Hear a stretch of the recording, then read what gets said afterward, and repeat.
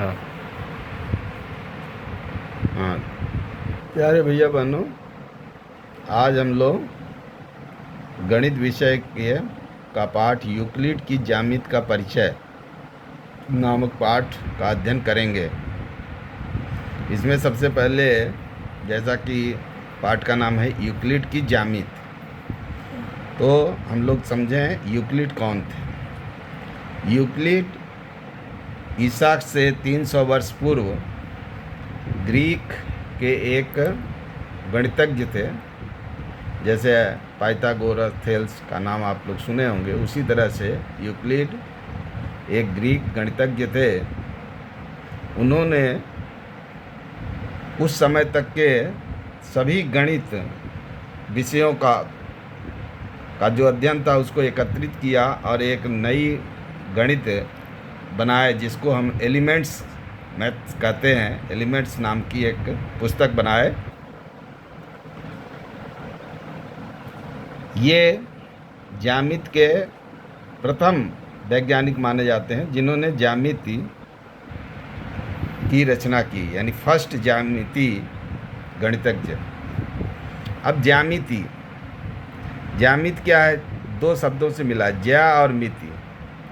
ज्या यानी धरती, जियो जिसको कहते हैं, और मैट्री यानी मिति, मापना, धरती को मापना। उस समय धरती को मापने के लिए एक क्षेत्रफल निकालने के लिए आवश्यकता थी। उसको ज्ञात करने के लिए यूक्लिड ने कुछ परिभाषाएं दी, उनको समझना जरूरी है। जैसे बिंदु किसे कहते हैं? जिसका कोई भाग नहीं होता, अर्थात ऐसा स्थान जिसमें न लंबाई न चौड़ाई न मोटाई हो, उसे हम बिंदु कहते हैं। परंतु गणित में बिंदु की अपनी एक अवधारणा है। इस प्रकार से ये बिंदु होता है, अर्थात जिसका कोई भाग नहीं हो, अर्थात जिसमें लंबाई चौड़ाई मोटाई नहीं होती, उसे हम बिंदु कहते हैं। दूसरी रेखा वह है जिसमें चौड़ाई नहीं होती है, सिर्फ लंबाई होती है। जैसे ये देखिए, यह एक रेखा है, इसमें सिर्फ लंबाई होती है, चौड़ाई नहीं होती। एक रेखा के सिरे बिंदु होते हैं। जैसे हमने कोई रेखा खींची तो इसके जो सिरे होंगे, अंतिम ये सिरे, ये सदैव बिंदु होते हैं। फिर है पृष्ठ, जिसको सरफेस कहते हैं, सतह। एक पृष्ठ वह है जिसकी लंबाई एवं चौड़ाई होती है। लंबाई और चौड़ाई को मिलाकर क्या बनता है? पृष्ठ, सतह। जैसे ये हो गया एक पृष्ठ, सतह, जिसमें लंबाई और चौड़ाई होती है। फिर है समतल पृष्ठ, किसे कहते हैं? समतल पृष्ठ स्वयं पर सीधी रेखाओं के साथ सपाट रूप से स्थित होता है।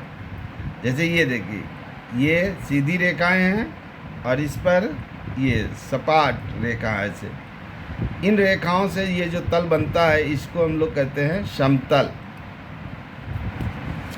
अब किसी भी पृष्ठ के किनारे जो होते हैं, जैसे ये सदैव रेखा होते हैं। पृष्ठ के किनारे जो हैं वो सदैव किससे बनते हैं? रेखा से। जैसे ये लंबाई हो गई और ये चौड़ाई हो गई, तो इस प्रकार से कुछ इन बिंदुओं को, इन शब्दों को, रेखा, बिंदु, पृष्ठ को समझना जरूरी है ज्यामिति के अध्ययन के पहले। अब देखिए, यूक्लिड की ज्यामिति में दो बातें थी, एक अभिगृहित और एक अभिधारणाएं, एक्सियोम्स और पोस्टुलेट्स इनको कहते हैं। अभिगृहित ऐसी धारणाएं हैं जो सभी गणितों में लागू होती हैं। सभी गणित यानी गणित की सभी शाखाओं में इनका उपयोग किया जाता है। अभिधारणाएं वे कहलाती हैं जो केवल ज्यामिति गणित में उपयोग की जाती है। अभिगृहित को यूक्लिड ने कहा कि कुछ बातें ऐसी होती हैं गणित में जो स्वयं में सत्य होती हैं, उनको सत्यापित करने की ज़रूरत नहीं पड़ती है, वो अभिगृहित कहलाए। जैसे यूक्लिड के द्वारा दिए गए कुछ अभिगृहित इस प्रकार के हैं। वे वस्तुएं जो एक ही वस्तु के बराबर हैं एक दूसरे के बराबर होती हैं। ये सर्वमान्य है। आज हम लोगों को लगता है कि ये कौन सी बातें हैं, ये तो हम लोग सब जानते हैं, परंतु उस समय आज से ईसा से 300 वर्ष पूर्व ये बातें हम सबको नहीं मालूम थी। तो यूक्लिड ने बताया कि इसे सत्यापित करने की ज़रूरत नहीं है। वे वस्तुएं जो एक ही वस्तु के बराबर हों एक दूसरे के बराबर होती है। जैसे a बराबर b है और b बराबर c है, तो a बराबर c होगा। उसी प्रकार दो बराबर को बराबरों में जोड़ा जाए तो पूर्ण भी बराबर होंगे।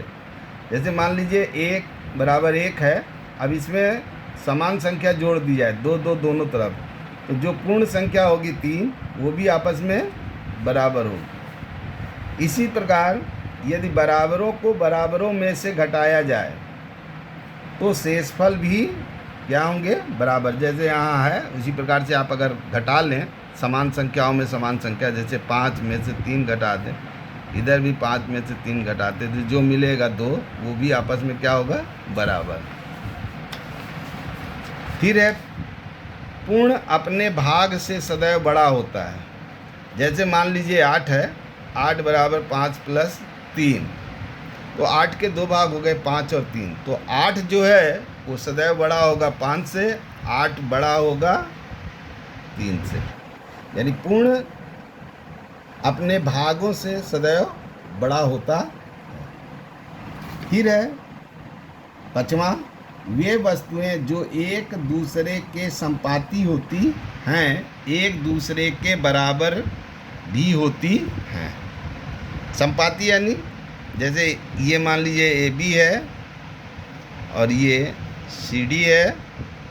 यदि CD को AB पर रख दिया जाए और यह इसको ढक ले तो AB और CD आपस में क्या होंगे, बराबर होंगे। यानी वे वस्तुएं जो एक दूसरे के संपाती होती हैं एक दूसरे के बराबर भी होती हैं। फिर है एक ही वस्तु के दुगने परस्पर बराबर होते हैं। जैसे 5 में 2 का गुना कर दिया जाए, इधर भी 5 का में 2 का गुना कर दिया जाए तो दोनों का मान क्या होगा, बराबर। एक ही वस्तु के आधे परस्पर बराबर होते हैं। एक वस्तु का आधा भी क्या होगा, आपस में बराबर होगा। जैसे मान लीजिए ये कोई AB है, इसके मध्य में कोई C है, यदि AC